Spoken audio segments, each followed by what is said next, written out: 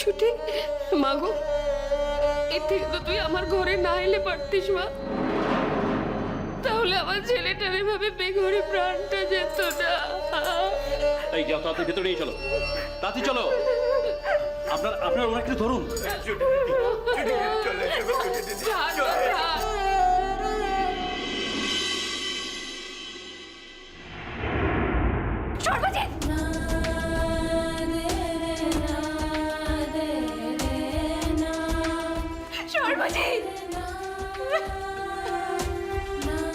একটা বন্ড দিতে হবে আপনাদের, একটু পরে অফিসে এসে বন্ডটা দিয়ে যাবেন।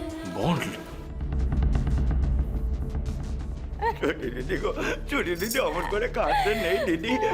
দেখো দেখো আমাদের সভ্যতাটা ঠিক ভালো হয়ে যাবে। হ্যাঁ গো, আমাদের সভ্যতাটা ঠিক ভালো হয়ে যাবে। আমি তোমারে মহাকালের মন্দিরে নিয়ে যাব। সেখানে গিয়ে তেনাকে পুজো দিয়ে প্রার্থনা রাখলে তিনি তোমার প্রার্থনা না শুনেই যাবেন না। সভ্যতাটা ভালো হয়ে যাবে গো। চলে যায় এমন ভাবে কাঁদে না গো দিদি। দিদি আমার এমন ভাবে কাঁদে না গো, কাঁদে না। ডাক্তারবাবু,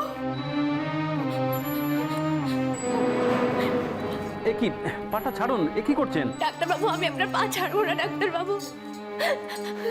ভগবানকে তো চোখে দেখতে পাওয়া যায় না, কিন্তু সবাই বলে ডাক্তাররাও ভগবান। আপনাদের তো চোখে দেখতে পাওয়া যায়। ডাক্তারবাবু, আপনাকে কথা দিতে হবে। আপনি আমার স্বামীর প্রাণ ফিরিয়ে দেবেন। আপনাকে কথা দিতে হবে ডাক্তারবাবু। এই যে ডাক্তারবাবু, দেখুন আমার সিঁদুর থেকে তাকিয়ে দেখুন, কি টাটকানা সিঁদুরটা।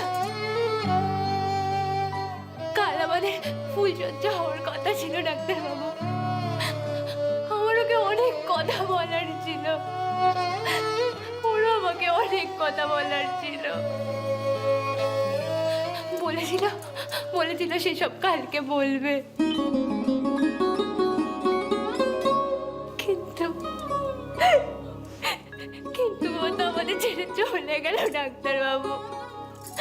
ওকে ফিরিয়ে আনতে হবে ডাক্তারবাবু।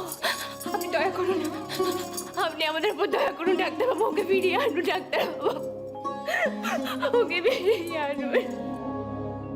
ওঠো মা, দেখো তোমার বয়সী আমারও একটা মেয়ে আছে, তুমি এমন করে কেঁদো না মা। দেখো, একজন ডাক্তার হলো শেষ পর্যন্ত লড়াই করে, আর সেই লড়াই হলো যমের বিরুদ্ধে মানুষের প্রাণ বাঁচিয়ে আনার লড়াই।